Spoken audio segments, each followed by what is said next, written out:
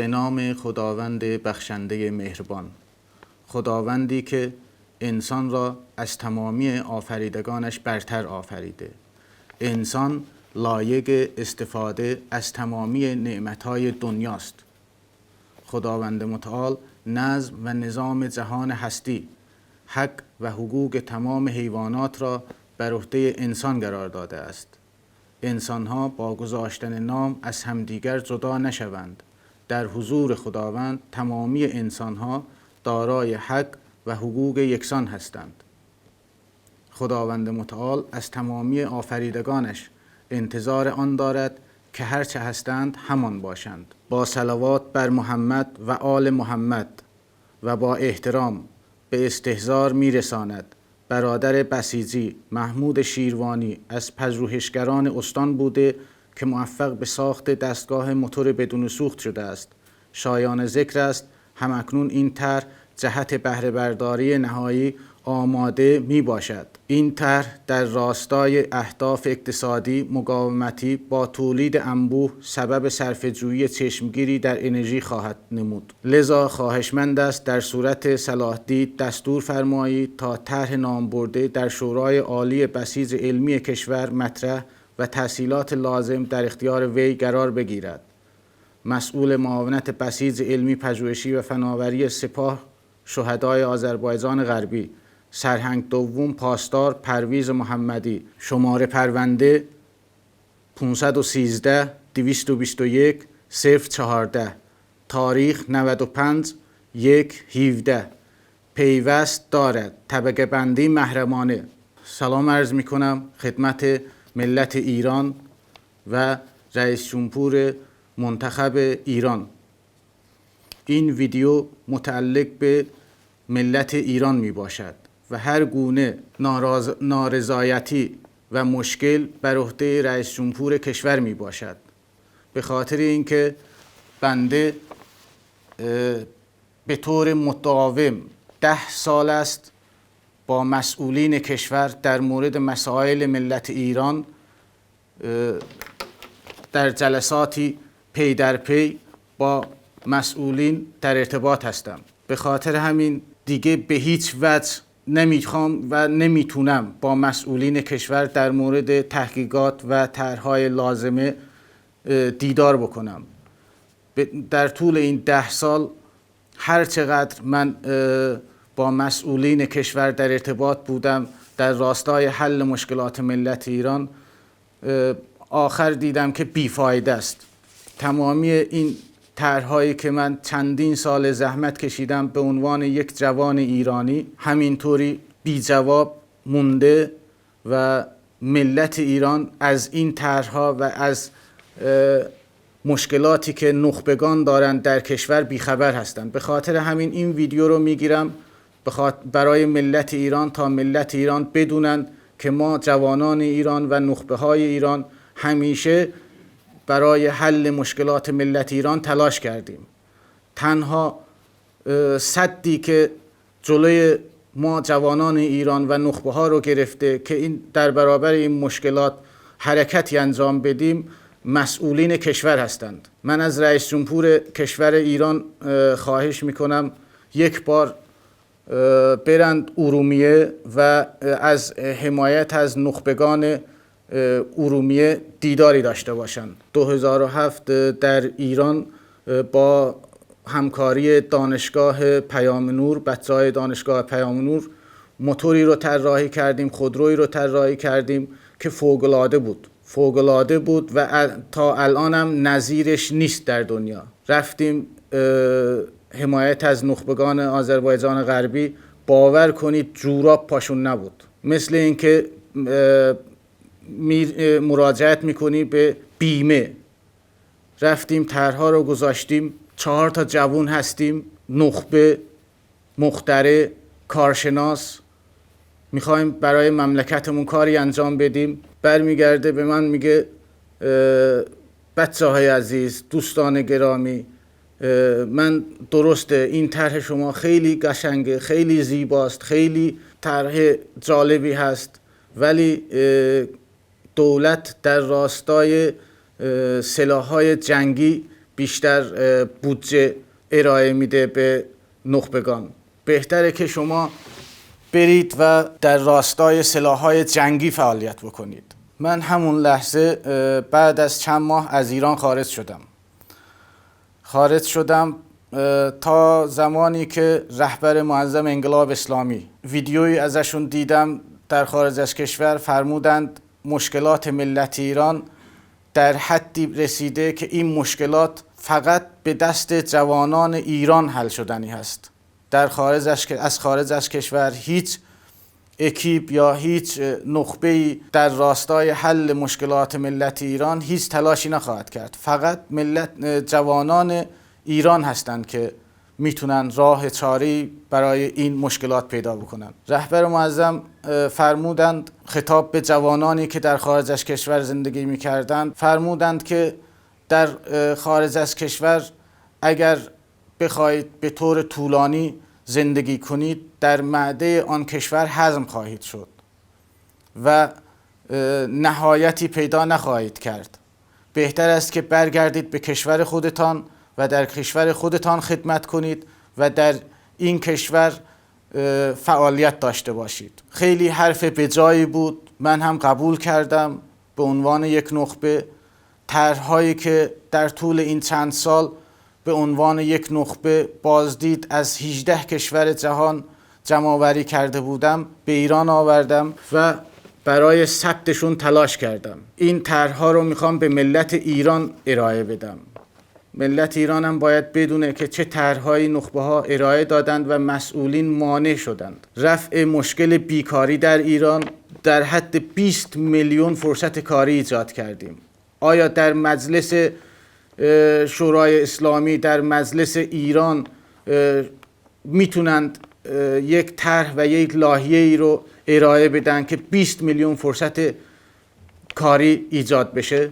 واقعا ما نخبه‌ها و مخترعین ایران، خوانندگان، فوتبالیستان و خیلی از قشرهای دیگر خیلی پر اعتبارتر از نخبه‌ها و عالمان ایران هستند. در یک جامعه یک نخبه هیچ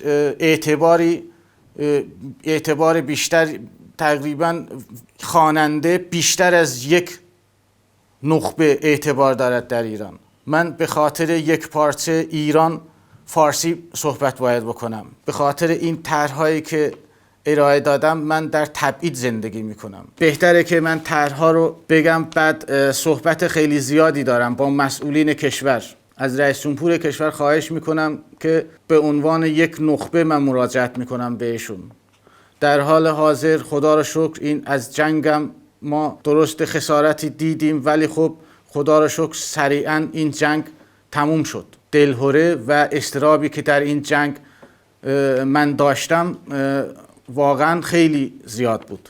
خدا رو شکر که تموم شد. 5 ماه پیشم من ایران بودم. با وزارت خارجه، به دعوت وزارت خارجه ایران آمده بودم به خاطر تأمین برگ ایران. البته وقتی که از مسئولین ما بودجه طلب میکنیم همیشه میگن نه. خیلی از اسناد به من حمایت ها رو نوشتن ولی خب هیچ وقت پرداخت نشده. وقتی که ایران آمدم به سفارش رهبر معظم انقلاب اسلامی ایران آمدم، این طرح‌ها رو ثبت کردم. بیشتر از 18 طرح الزامی و ضروری رو من ثبت کردم که ملت ایران خیلی درگیر هستند با این مسائل. متاسفانه مسئولین کشور به طور مثال وزارت خارجه به من گفتن که شما برای ما موتور بساز و بفروش. وزارت دفاع پیشنهاد داد که شما بهتر موتورها رو به ما بسازی و بفروشی، ما در بازه‌های زیرزمینی ازش استفاده بکنیم. سپاه پاسداران وقتی که این طرح‌های منو تو قرارگاه تهران جلسه‌ای داشتیم باهاش، وقتی که این طرح‌ها رو همشو خوند، نوشتیم، در مورد این طرح‌ها مناظره می‌کردیم، واقعا لبخند زد به من. این طرح‌ها هیچ وقت اجرایی نخواهد شد. به چه منظور؟ چه طرحی در ایران باید اجرا بشه؟ ملت ایران باید بدونن این طرح‌هایی که من الان میخونم، این طرح‌ها 10 سال پیش باید اجرایی میشدن، نه الان. نخبه ها رو از اون ور کشور صدا میکنید، بله بیا بچه هامونو میذاریم تو کشور دیگه، میایم ایران میشینیم، مسئول کشور اومده نشسته باهاش صحبت میکنم، میگم مسئله اینه، مسئله اینه، هیچی متوجه نمیشه، به خاطر همین که ساحه و سوادش یک ساحه دیگه است. من چرا باید با جنرال یا با یک فرمانده سپاه بشینم و در مورد طرح‌ها مناظره بکنم؟ چه صلاحیتی داره این شخص؟ اگه جنگ مشکلی نیست، فرمانده سپاه، جنرال یا هر کی که هست، من در اون زمینه نمیتونم هیچ نظری بدم. اگر جنگ، بله من هیچ نظری در این مورد نمیتونم بگم، چون صلاحیتی در این زمینه من ندارم. ولی اگه مسئله علمی هست، من چرا باید با یک سپاهی یا با یک جنرال بشینم در این مورد صحبت بکنم؟ مجلس شما را ما دیدیم، مجلس شما را میشناسیم. تو مجلس چرا نخبه ها باید بیرون از مجلس بشینن؟ این طرح‌ها باید تو مجلس گفته بشه و در مجلس تایید بشه. من الان این طرح‌ها رو همش رو به ملت ایران میخوام بگم که ملت ایران فکر نکنن نخبه ندارن تو کشور، کارآمد ندارن، جوون ندارن. الان هم در حال حاضر تو کشور ایران ملت ایران رو به جرم جاسوسی دارن اعدام میکنن. منم اگه تو ایران بودم تا حالا اعدام شده بودم، به جرم نمیدونم، به جرم اعتراض، به جرم هر چیزی که شما اسمشو میذارید. چرا به جرم جاسوسی ملت ایران رو اعدام میکنید؟ به چه دلیل؟ از نظر کاری تامین نمی کنید، از نظر مالی تامین نمی کنید، از نظر این ملت دزد هم میشه، این ملت قاچاقچی میشه، این ملت جاسوس هم میشه.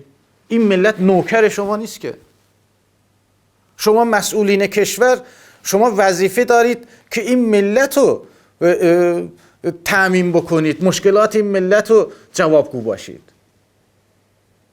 نه اینکه این ملت به خاطر تمامی این مشکلات به قول رئیس جمهور کشور زایده اعمال مسئولینه.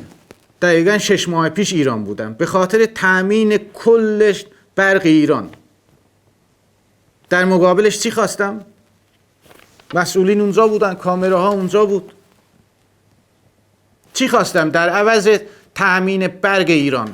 فقط کابل‌ها و دکل‌های برقی که از این شهر به اون شهر انتقال داده میشه، فقط اونا رو خواستم. چون موتورهای بدون سوختی که من طراحی کردم اولا جهانی هستند. خدمت این مسئولین محترم ایران عرض کنم، این طرح‌هایی که من بنده ارائه دادم جهانی هستند. نه اینکه شما 2 کیلومتر ببری زیر زمین یا اینکه شما شخصی سازی استفاده بکنی. برای تولیدش هم تمامی قطعات و آلیاژش تو ایران موجود است. هزینه بیشتری هم نمیبره. فقط از این شهر به این شهر کابل و دکل‌هایی که بودند که دیگه استفاده نخواهند شد. شما میدونید که اصلا یک برگ از استانسیا 10 کیلومتر به شهر دیگه میخواد هدایت بشه، اگر بدون زیان میخواد هدایت بشه با 1 متر طول و عرض باید کابل 1 متر طول و عرض داشته باشه که زیانی به هیچ انسانها و محیط زیست نداشته باشه. شما اومدید سرعت برق و انقدر آوردید پایین که صرفه‌جویی بکنید از اون کابل که بتونید با یک بند انگشت بتونید برق و از این استانسیا بفرستید به یه شهر دیگه. تمام خیلی از، به طور مثال عرض میکنم، زنبورها و خیلی از انسانها زیان میبینن با این اشعه، با این سیستم ناکارآمدی که چندین سال استفاده میکنید. من تو این جنگ انقدر ترسیدم، گفتم الان استانسیا رو میزنن، کل برق ایران میره، مردم ایران میخوان چیکار کنن؟ من خواستم هر شهر برگ خودش تامین کنه، هر منطقه برگ خودش تامین کنه. واقعا من افسوس میخورم. من چندین سال در تبریدم، هیچ کدام از مسئولین کشور، هیچ کدام، من صراحتا اعلام میکنم، هیچ کدوم از مسئولین کشور نمیتونن تو این 10 سالی که من تو تبعید زندگی کردم با این شرایط، هیچ کدومتون نمیتونید زندگی کنید. تمامی نخبه ها رو به این وضعیت میکشید، مجبورشون میکنید که با شما همکاری بکنن. نخبه اگه نخبه باشه هیچ نیازی به هیچ کس نداره. من اگه الان اینجا هستم به خاطر ملت ایرانم. طرحهایی که الان من ارائه میدم تو مجلس خیلی بده که به این همه مدارک و مهر امضای کشور شماست. اینا رو با پول نگرفتم که من پول دادم در مقابل اینا. من تو این کشور تو تبعید بیشتر زندگی نمی کنم. جوانای مثل من خیلی هستند خارج از کشور که رونده شدن. من به شما اعلام میکنم، صراحتاً هم میگم، این آخرین ویدیویه که این آخرین مراجعت منه به شما. خدا سرشاهده یک قبر تو ایران نخواهد موند. یک قبر همشو میکنن میندازن بیرون. شما دارید چی کار میکنید؟ با اعتقادات مردم بازی میکنید. با مسئول کشور نشستم صحبت میکنم، میگه من صبح کله اوزون برون خوردم، روغنش زیاد بود، من متوجه حرفای شما نمیشم. شما صلاحیت نداری که این متوجه حرفای من بشی. کی داره با شما صحبت میکنه؟ متخصص صنعت جهان داره با شما صحبت میکنه، مخترع نخبه ایران داره با شما صحبت میکنه. بیش از 20 تا طرح من تو ایران بلوکه شده مونده. شما اگه لیاقت ندارید این طرح‌ها رو اجرایی بکنید، لیاقت ایران هم ندارید. بهتره مردم بدونن. مردم بدونن که ما چقدر تلاش میکنیم. من از ملت ایرانم میخوام. درست مسئولین به نخبگان و عالمان ایران هیچ احترامی قائل نیستن، ولی ملت ایران چی؟ خدا سرشاهده. قبل از جنگ با سردار ایران صحبت میکردم، با هر دو سردار ایران صحبت کردم، مراجعت کردم، به من پول تکلیف دادن. شما کی هستید که به یک نخبه پول تکلیف میکنید؟ مگه من به خاطر پول مراجعت میکنم به مسئولین؟ اگه خب من پول بخوام به کشورهای دیگه به یورو میفروشم، به فرانک میفروشم. چندین سال معادن طلا هی زنگ میزنه، سفارش میکنه که یکی از موتورهای شما رو ما تو معادن طلا میخوایم بذاریم. از نظر جغرافیایی توی جایی قرار گرفته که ما سوخت با هلیکوپتر میبریم، صرف نمیکنه بهمون. من من موتور بدون سوخت رو فقط به شما میتونم بفروشم.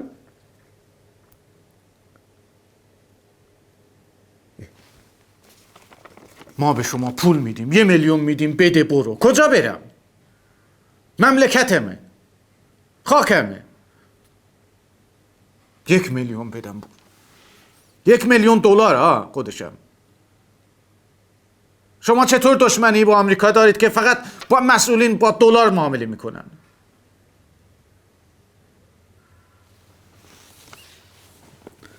ملت ایران بدونن رفع مشکل بیکاری 100% در ایران، بیش از 20 میلیون فرصت کاری ایجاد کردیم.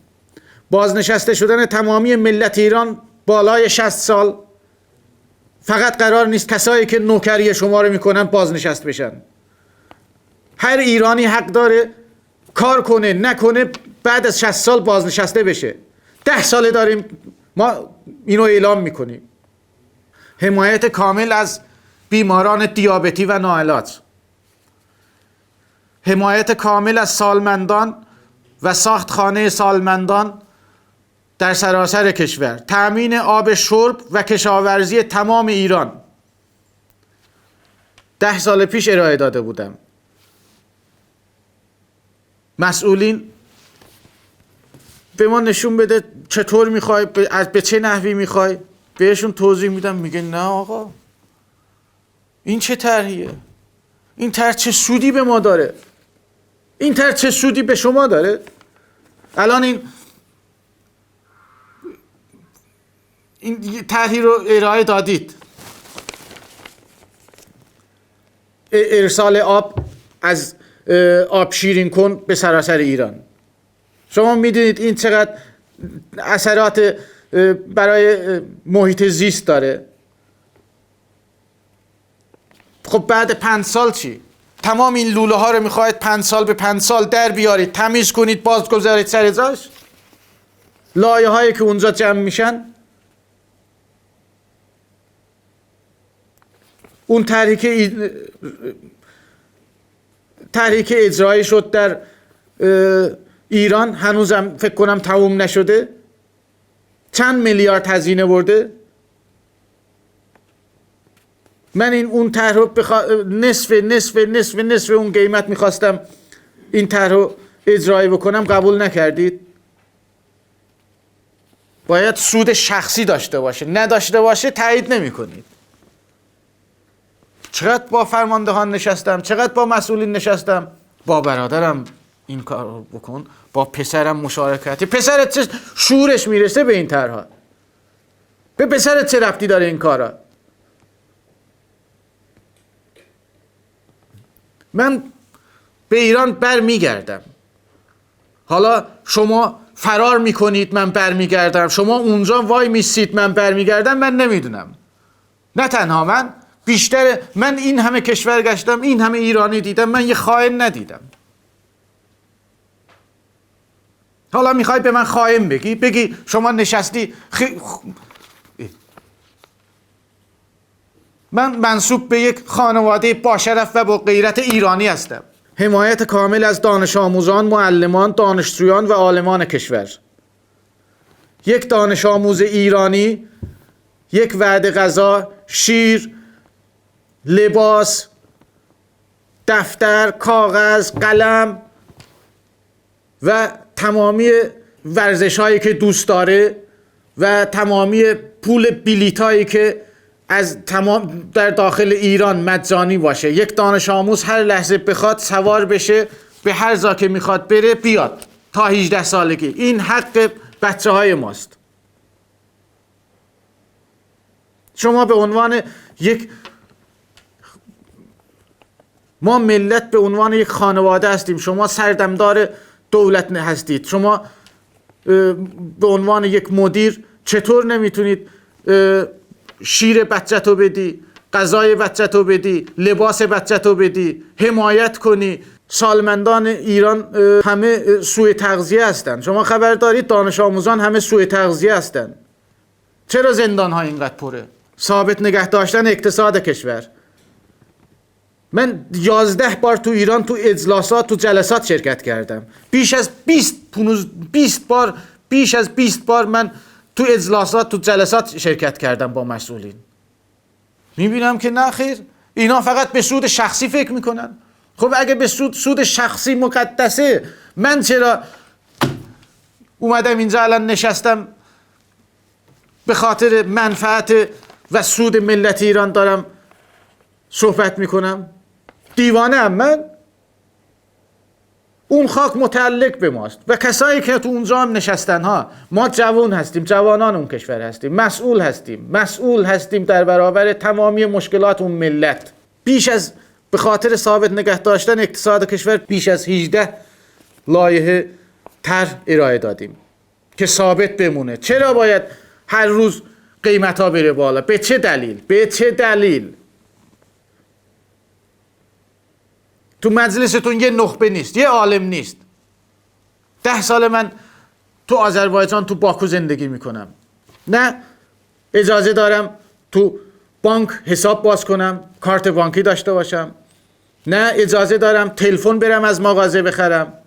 نه اجازه دارم خونه بخرم. نه اجازه دارم ماشین گواهینامه داشته باشم. 10 سال دارم زندگی میکنم. به خاطر اینکه اثبات کنم هیچ وقت یک نخبه محتاج هیچ کس نیست. که شما مسئولین فکر کنید محتاج میشه، میاد هر چی که ما خواستیم میکنه، هر چی که ما گفتیم انجام میده. همچین کاری نمی کنم من. چندین جلسه است اومدم میگم خب موتور رو به ما بدید، موتور رو به ما بدید. بدم چیکار کنی این موتور رو؟ 2 کیلومتر ببری زیر زمین؟ بله میدم. برگ کل ایران رو میخوام بدم، میدم. چندین جلسه است گفتم سدایی که زدید آبهای زیرزمینی رو خشک میکنه، تعادل زمین رو به هم میزنه، به چه دردی میخوره؟ برق. آقا میدیم. یک بار جلسه گذاشتم تو آذربایجان بودم، جلسه گذاشتیم با وزارت خارجه که برم داخل وزارت خارجه با کارمنداش، با متخصصاش، با اونجا اون موتور رو تولید بکنیم، یه نمونه از اون موتور برداریم و بقیه کارا رو ادامه بدیم. قبول نکردن. مجانی هم میدی قبول نمی کنن. این اسنادی که به من دادید اینا از نظر من بی ارزشه. از نظر ملت شاید ارزشی داشته باشه که شناسنامه باشه که یکی از نخبه های ماست. از نظر من بی ارزشه. من هیچ وقت محتاج نمیمونم چون متخصص صنعت جهانم. در تخصص من اصلا در اینجا هم نیست، در ایران هم نیست، من در سوئیس هم ندیدم. رفع مشکل بیکاری در ایران، بازنشسته شدن تمامی ملت ایران بالای 60 سال، حمایت کامل از بیماران دیابتی و ناعلاج، حمایت کامل از سالمندان و ساخت خانه‌های سالمندان در سراسر کشور، تأمین آب شرب و کشاورزی، مقابله با فرسوده شدن خاک، حمایت کامل از دانش آموزان، معلمان، دانشجویان، عالمان کشور، ثابت نگه داشتن اقتصاد کشور. این طرح‌ها اجرایی خواهند شد. این طرح‌ها اجرایی خواهند شد. یا بدون شما یا با شما. ما در برابر مسائل و مشکلات ملت ایران مسئول هستیم. خدا شاهده. من در مطبوعات یک مشکلی از ایران میبینم ناراحت میشم، وجدانم اذیت میشه. من به عنوان یک کارآمد سستی میکنم. من چرا هیچ حرکتی در مقابل ملتم انجام نمیدم؟ خسته شدم آقا. میای مسئولینی که اصلا نه عقلشو داره، نه شعورشو داره، نه صلاحیتشو داره، باید بشینی باهاش در مورد چی صحبت کنم من با اون آدم؟ اگه شما هر وقت اراده بکنید من این طرح‌ها رو میخوام تو مجلس، میتونم بیام تو مجلس بخونم و تو مجلس ارائه بدم و تمامی این طرح‌ها رو تو مجلس بازخوانی کنیم و من به تمام ملت ایران و تمام مسئولین ایران اثبات بکنم که این طرح‌ها عملی شده است، عملی خواهد شد. لازم الذکره که من اعلام بکنم به مسئولین کشور و ملت ایران تمامی این طرح‌هایی که بنده اعلام کردم، رفع مشکل بیکاری، تمام این طرح‌هایی که اعلام کردم 1 ماه اجرایی زمان میبره. اگر من در ایران 1 ماه و 1 روز طول بکشه برای اجرای این طرح‌ها شما قبول نکنید و هیچ بودجه از دولت درخواست نمیشه برای تایید این طرح‌ها، اجرای شدن این طرح‌ها. آقا شما دشمن ملت هستید. ملت نمیتونه مشکلاتش رو حل کنه به خاطر شما. از شما هیچ بودجه‌ای نمیخوایم، از شما هیچ حمایتی نمیخوایم. اجازه بدید به عنوان یک جوان، به عنوان یک نخبه درمان مشکلات ملت ایران باشیم. تمامی این توپ، تفنگ، سلاح‌هایی که دارید در مقابل علم بی ارزش هستند.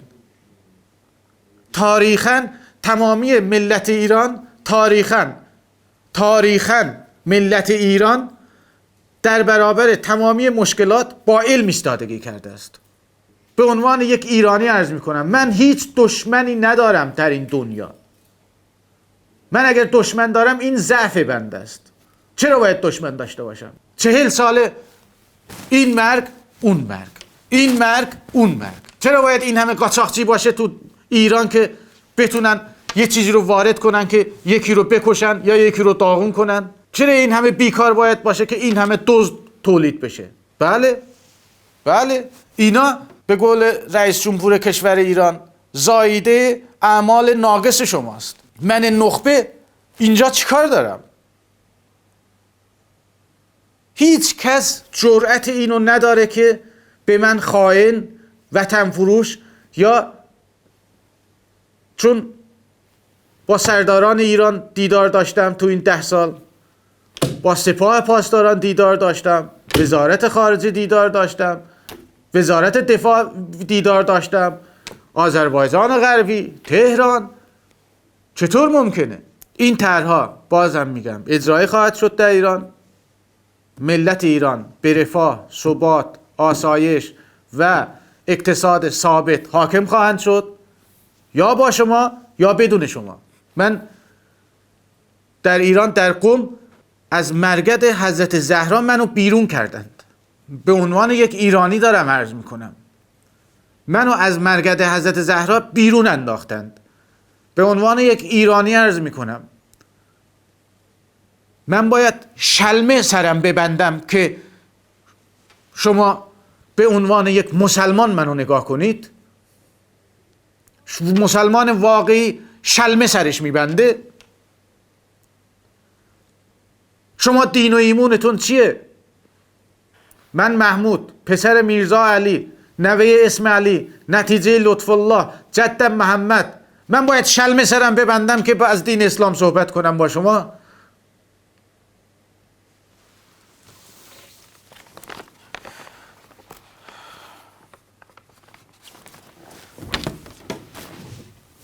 به خاطر اجرای شدن این طرح‌ها و به ثبات و امنیت و اقتصاد ثابت رسیدن ملت ایران هیچ مانعی نیست. نه مسئولین کشور میتونن مانع از این طرح‌ها بشن، نه مخالفین و یا کشورهایی که با ایران مشکل دارن. تمامی کسانی که مخالف نظام جمهوری اسلامی ایران، ملت ایران هستند، اینو باید بدونند که تمامی این طرح‌ها برای آبادسازی یک ملته. هیچ کس باید مانع این اجرای شدن این طرح‌ها نشه. به خاطر همین در ایران از نظر جغرافیایی در یک مکانی ایستاده که هر گونه اختلال یا مشکل در ایران باعث میشه که تمام دنیا به مشکل بر بخوره. الان به این روال اگه ایران و سیاست ایران پیش بره، به عنوان یک نخبه عرض میکنم، یعنی به عنوان یک کارشناس، به عنوان یک مخترع، به عنوان یک فرد کارآمد ایران صحبت دارم میکنم. اگر به این روال پیش بره، در ایران جنگ داخلی اتفاق خواهد افتاد. بعد از جنگ داخلی این جنگ سرازیر میشه به تمام دنیا، جنگ جهانی رخ خواهد داد. اگر جنگ جهانی، در آغاز جنگ جهانی مسلمانانی که در اروپا زندگی میکنند باید بدونند که در آغاز جنگ جهانی تمام مسلمانان مقیم در اروپا به خاطر موجودیت بیش از حد مسلمانان تندرو، همه مسلمانان مقیم در اروپا قتل عام خواهند شد در آغاز جنگ جهانی. به عنوان یک کارشناس عرض می کنم، اگر جنگ جهانی رخ بده، ما مشکلات خیلی بزرگتری در جهان پیش رو داریم که ما به هیچ وجه نمیتونیم با این مشکلات مقابله بکنیم. به خاطر رفع مشکلات جهان ما نیاز به انسانهای زیادی داریم. اگر جنگ جهانی رخ بده، انسانهای زیادی میمیرن و این سبب میشه که ما نتونیم جهان رو از نابودی نجات بدیم. چندین سال در اروپا، در اشخاص نقاط جهان من اعلام دارم میکنم، دارم خبرداری میکنم اگر جنگ جهانی رخ بده ما دیگه به هیچ وجه نمیتونیم جهان رو از سمت نابودی نجات بدیم.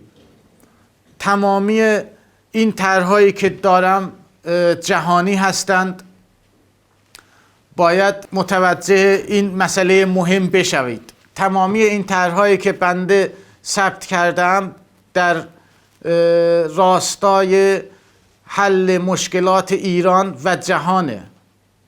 الان در جهان مشکلی که ما داریم مشکلات کوچیکی هم نیستند، خیلی فاجعه و بزرگتر هم دارن میشن. ما نزدیک داریم میشیم به فاجعه و فلاکت‌های طبیعی جهان. اول اینکه به خاطر هر روز گرم شدن دنیا ما باید فکری بکنیم. اونطوری که میدونید نور خورشید ثابت، گرماش هم ثابت بوده، همیشه هم ثابت بوده و ثابت هست، هیچ وقت زیاد نمیشه، کم نمیشه. فقط ما اشیایی که در روی زمین هستند و نور خورشید رو منعکس میکنند، اونا باید جمع‌آوری بشن از دنیا. بیش از حد بودن گیاهان، درختان باعث میشه که دنیا هر روز سردتر بشه.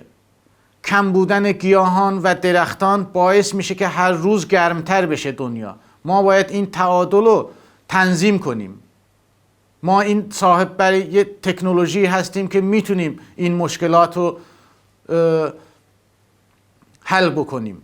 بام‌های شیروانی، ایزوگام و اشیای خیلی زیادی که در کره زمین هستند، اینها باعث میشن که نور خورشید منعکس بشه و دیواری رو درست کنه که نذاره ابرها بتونن عبور کنن.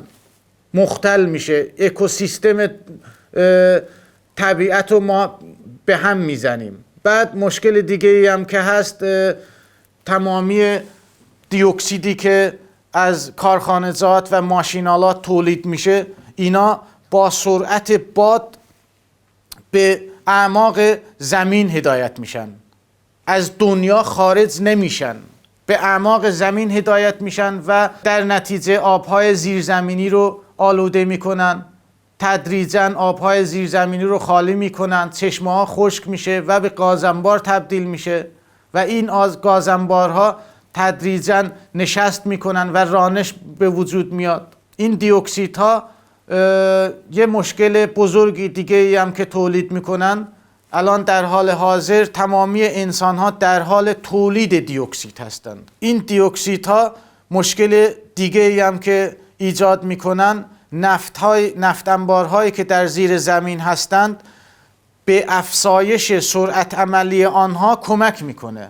چون دیوکسید هست کمک میکنه که آب و هر چیزی که نزدیک آن هست به نفت تبدیل میشه. ما الان در تمام دنیا شاهد نفت انبار هستیم. من فکر نمی کنم نفت در این دنیا تموم بشه. به این روالی که ما میریم هیچگاه تموم نمیشه، چون بر حسب دیوکسیدی که دنیا تولید میکنه نفت هم تولید میشه. بعد نفت انبارهایی که نزدیک لایه‌های آتش هستند، آنها باید سریعاً استخراج بشه. به خاطر اینکه این مشکلات، این سیستم و این صنعت کنار بره، چندین سال زحمت کشیدیم و صنعت ماندگار رو ایجاد کردیم. این صنعت ماندگار کمک میکنه به کشورهایی که نفت تولید میکنن، نفت به فروش میرسونن و اقتصاد کشورشون با نفت میچرخه. همیشه میتونن نفت رو به این قیمتی که میفروختن میتونن بفروشن، هیچ مشکلی نداره. ما مواد نفتی، ما صنعتی رو ایجاد کردیم که هزاران سال باقی خواهد ماند. نفت، لایه‌های زمین یک تهدید بزرگیه برای دنیا. اگر با لایه‌های آتش اصابت بکنه، ما هیچ تکنولوژی در دنیا نداریم که اینو خاموش بکنیم. تمامی استانسیه‌ها، نیروگاه‌های اتمی دنیا باید جمع‌آوری بشن. از این به بعد به خاطر فلاکت‌ها و رانش‌هایی که در دنیا پیش بینی میشه، اینا خیلی تهدید بزرگی هستند. در هر کشوری که هستند تهدید بزرگی به حساب میاد برای اون کشور. اکثرا صرفاً برای ایجاد انرژی هست. من موتورهای بدون سوخت و دنیا ارائه میخوام بدم، موتور بدون سوخت که در تمام جغرافیای دنیا قابل استفاده هست، جغرافیایی که در آن آب زیاد هست، موتورهای آبی، موتورهای بادی، موتورهای الکترونیک، موتورهای روغنی، هیدرولیک. دنیا باید سریعاً از این صنعتی که داره باید سریعاً خارج بشه. این فلاکت جهان هستی هست و بنکرهایی که ثروتمندان در زیر زمین به قیمت 60 میلیون، 50 میلیون، 10 میلیون، 2 میلیون، 3 میلیون دلار طراحی کردن که از این فلاکت ها نجات پیدا کنن. من بازبینی کردم اینها دقیقاً به زمانی برمیگرده که دنیا آتش گرفته بود یا دنیا سوخته بود، زمانی که دنیا یخ زده بود. یک زمانی بود که در تاریخ گذشته جهان هستی دنیا تماما یخ زده بود. یخ زدن جهان هستی هم سببش بیش از حد بودن حیوانات و درختان بود. بعد از یخ زدن دنیا آتش میگیره، آتش فشانها و دود و دیوکسید تمام دنیا رو در بر میگیره. حتی نور خورشید را اجازه نمیده بتابه. تمام موجوداتی که بیرون از محوطه بودند همه به فلاکت رسیدند و بیشتر موجوداتی که تونستن زنده بمونند مجبور شدند به اعماق زمین پناه ببرند. بعد از گذشت هزاران سال این دیوکسیدهای همه سرازیر میشن به زیر زمین و بعد از هزاران سال به نفت تبدیل شدند و این نفت در حال حاضر یک معضل شده به تمام دنیا. ما زمانی که میتونیم جایگزینی داریم، جایگزین خیلی مناسبی هم داریم که از این صنعت دوری بکنیم، چرا همچین اجازه میدیم که دنیا رو به فلاکت بره؟ اینها مسائلی هستند که ما از این به بعد درگیرشون هستیم. تمامی از نظر جغرافیایی خاک‌هایی که از سطح دریا پایین‌تر هستند باید تخلیه بشن. از نظر جغرافیایی کشورها یا شهرهایی که موقعیت جغرافیایی قرار گرفتن که احتمال رانش هست، احتمال زلزله است، باید تخلیه بشن. ما زمان و وقت زیادی نداریم، بیشتر از 15 سال ما وقت نداریم که بتونیم این مشکلات رو برطرف بکنیم و بنده به عنوان شخصی که انسان دوستانه و به عنوان یک عالم ایرانی پیشنهاد میکنم به تمام دنیا اولین درجه ثبات و امنیت ایران هست، ملت ایران هست. ما باید کمک بکنیم از تمام دنیا، از تمام کشورهای دنیا. من خواهش میکنم کمک بکنن که ملت ایران به رفاه و آرامش و ثبات و اقتصادی ثابت حاکم بشن و در نهایت ما دست به دست هم بدیم، تمامی انسان ها بتونیم جهان هستی که ما درونش زندگی میکنیم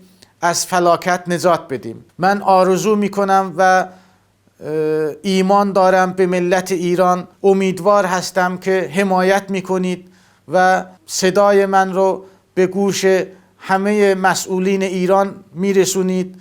من هر لحظه که ملت ایران اراده بکنند، هر لحظه حاضر هستم به ایران بیام و در عرض 1 ماه این طرح‌هایی که اعلام کردم رو اجرایی بکنم و هیچ بودجه‌ای رو از دولت درخواست نمی کنم در مقابل اجرای شدن این طرح‌ها. و مشکلات برق ایران که خیلی مهمه، ما خیلی باید تلاش بکنیم که هرچه سریعتر مشکلات کشورمون و جهان رو حل کنیم. من چندین ساله در ایران تلاش میکنم با رهبر معظم انقلاب ملاقاتی رو داشته باشم. به عنوان یک انسان کارآمد، یک نخبه ایرانی موفق نمیشم. امیدوارم به لطف ملت ایران و با حمایت رئیس جمهور منتخب ایران به این ملاقات نائب بشم. السلام علیکم و رحمت الله.